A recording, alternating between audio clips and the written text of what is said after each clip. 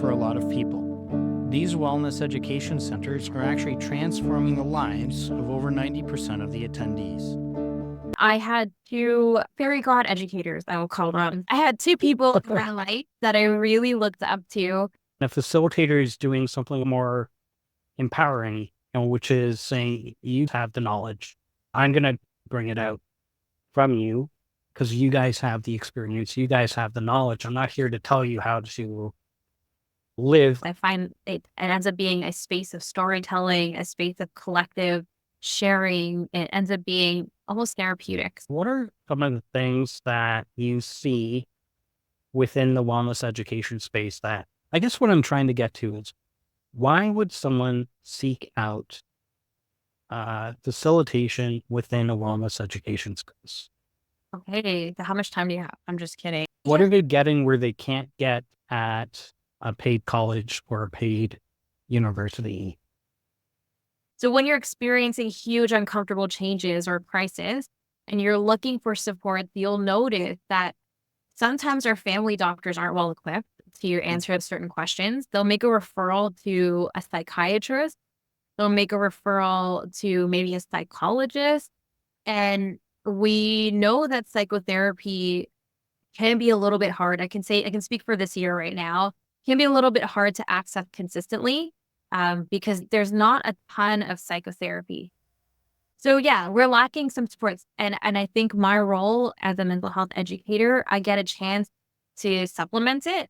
There is a need in the world, and how do I gently fit it in a way that is approachable and less scary? You get a chance to ask questions. You can come see me privately. These are the kinds of things that I appreciate about it. So education, if you want to look at it from the literal sense, always learning helps you to promote mental health and wellness. Using your brain is going to help you to promote mental health and wellness. Now, if I add a twist on it and say, why don't we use our brains to learn about mental health and wellness? That's even doubly effective, right? So I'm really filling a gap. So yes, I'm not going to replace your family doctor, your psychiatrist, or your medication, but we're adding additional resources so that the crisis doesn't feel so uncomfortable. Sounds like maybe this is a good stepping stone for, like, there's wait lists in Canada for psychiatrists. Yeah. Psychologists tend to be paid by the hour, by the session. You can find sliding scale psychologists, which are extremely beneficial. It sounds like finding a wellness education space can bridge that gap of learning how to be well while waiting for the referral to come through. Am I right? Yeah. So I have a saying, too many hands in the pot is a good thing.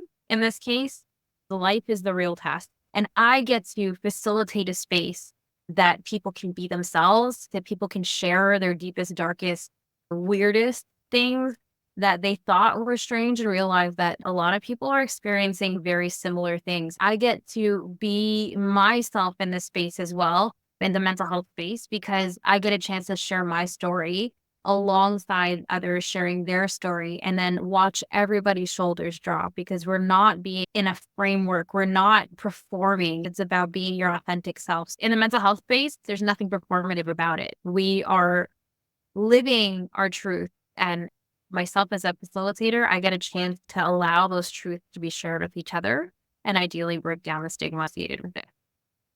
When it comes to creating group norms, it's important to not assign it. I don't get to define what a safe space is.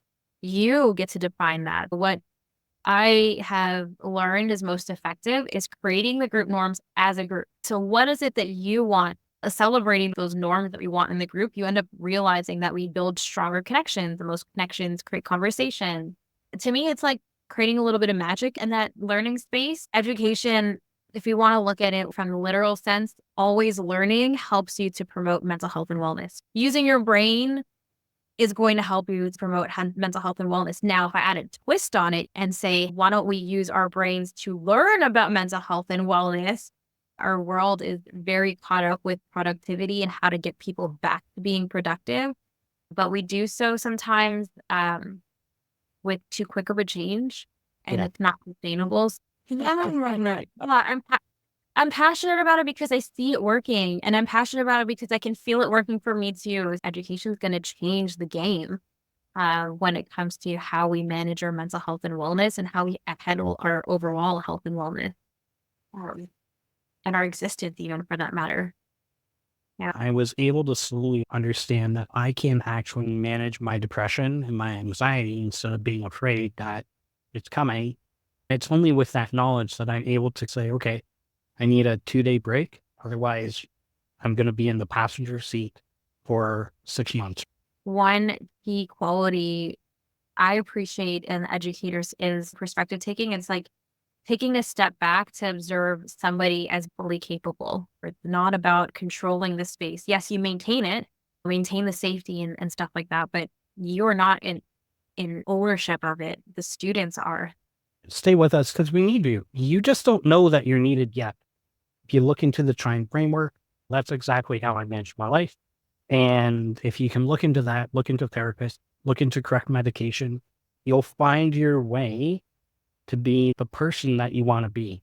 We'd love to hear from you. Share your thoughts on mental health education in the comments below, and subscribe if you would like to be notified regarding our next wellness education video. Thanks for being our friends, and thanks for being awesome.